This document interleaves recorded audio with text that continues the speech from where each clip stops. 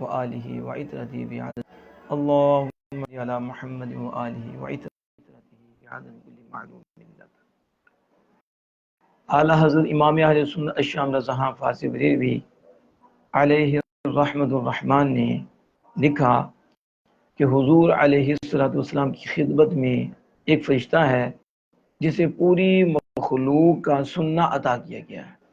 یعنی آپ صلی اللہ علیہ وسلم کے روضہ اقدس کے پاس کھڑا ہے، وہ ساری مخلوق کا سننا اسے عطا کیا گیا. اتنی اس کی سماعت ہے کہ ساری مخلوق کو وہ سنتا ہے.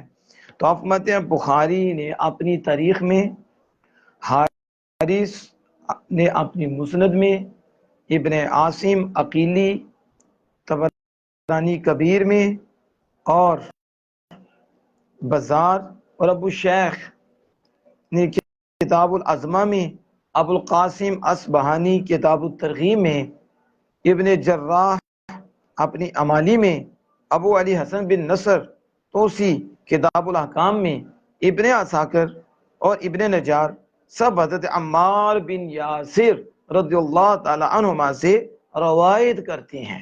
یعنی یہ کتاب میں نہیں ہے.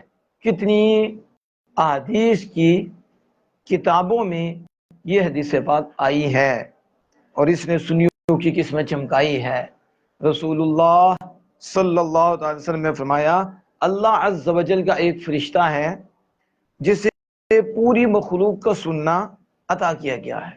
وہ ساری مخلوق کی سنتا ہے. وہ میری قبر اطہر اور میری تربت اطہر پر کھڑا ہے اور میری امت میں سے جو مجھ پر درود پڑھتا ہے تو وہ کہتا ہے اے محمد صلی اللہ علیہ وسلم آپ پر فلاں بن فلاں نے درود بھیجا ہے، فلاں بن فلاں نے درود بھیجا ہے. تو رب تبارک و تعالی بھی اس شخص پر ہر درود کے بدلے میں 10 بار رحمت بھیجتا ہے. اور اعلیٰ حضرت فرماتے ہیں کہ القول البدی سخاوی کشف الاستار ہیثمی حدیث نمبر 3162 باب الصلاۃ علی النبی صلی اللہ علیہ وسلم میں یہ موجود ہے. اور ایک لفظ میں یہ بھی ہے کہ اس فرشتے کو تمام بندوں کا سننا عطا کیا گیا ہے. ایک میں یہ بھی ہے کہ تمام بندوں کا سننا عطا کیا گیا ہے. اس کا حوالہ میزان الاعتدال ترجمہ 819.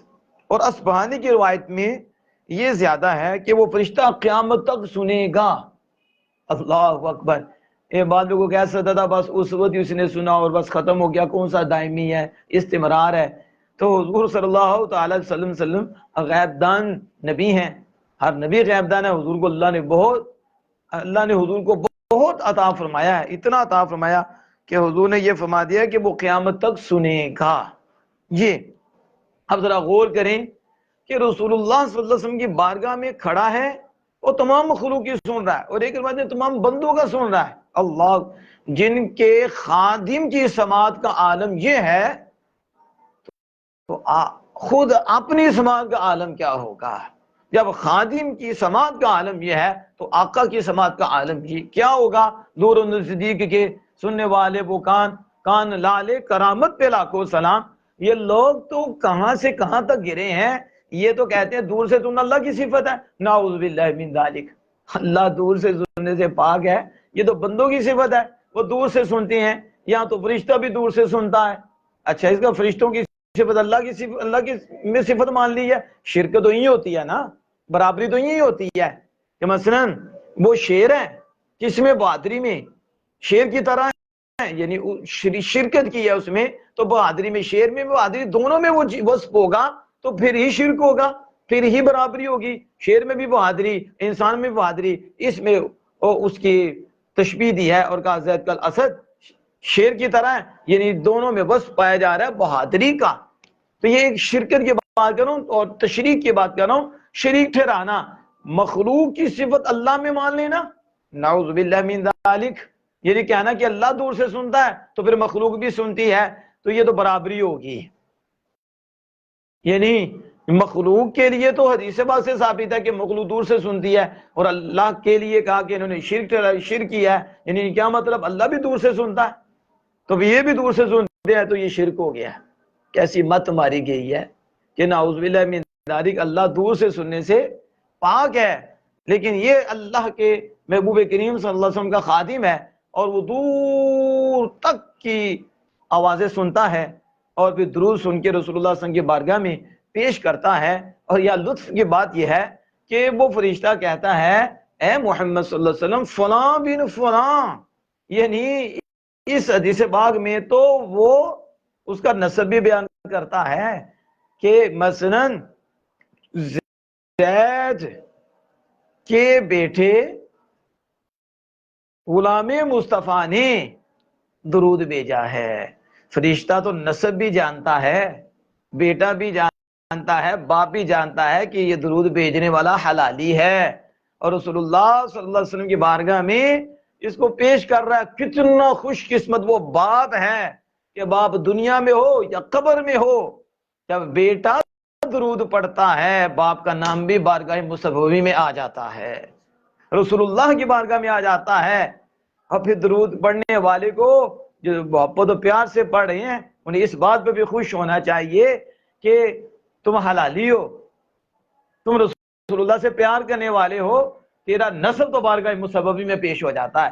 جب ایک فرشتہ جانتا ہے کہ یہ حلالی ہے اور اس کا نسب رسول اللہ کی بارگاہ میں پیش کرتا ہے, تو مجھے بتاؤ امام الانبیاء صلی اللہ علیہ وسلم کے علم کا عالم کیا ہوگا کہ رسول اللہ کی قبر اطہر کے پاس کھڑے ہونے والا جان رہا ہے کہ درود بھیجنے والا چاہے امریکہ ہے, چاہے کینیڈا ہے, چاہے پاکستان میں ہے, چاہے ہندوستان میں ہے, کہیں بھی ہے, جب وہ درود پڑھتا ہے تو فرشتہ یہ کہتا ہے فلاں بن فلاں, یعنی فرشتہ کھڑا وہاں ہے لیکن جانتا ہے کہ یہ حلالی ہے اور یہ فلاں کا بیٹا ہے. جب فرشتے کے علم کا عالم یہ ہے تو آمنہ کے لال کے علم کا عالم کیا ہوگا.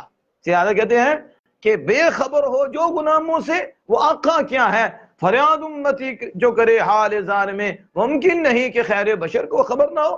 ہم کہتے ہیں کون سی حدیث پڑھتے ہو, کون سی حدیث پڑھتے ہو, نام کیا لیتی ہو, ہاں نا انہوں نے تمہارے کام نہیں آنا, آمینہ کے لال نے کام آنا ہے. یہ اعلیٰ عظیم المرتبت کی کتاب انباء الحی ان کلامہ المسون تبیان لکل شیء, کہ کلام محفوظ میں ہر شے کا روشن بیان ہے, اور اعلیٰ حضرت نے کر دیا, اس میں کمال ہے. اللہ جل وعلا ہمیں عمل کی توفیق عطا فرمائے.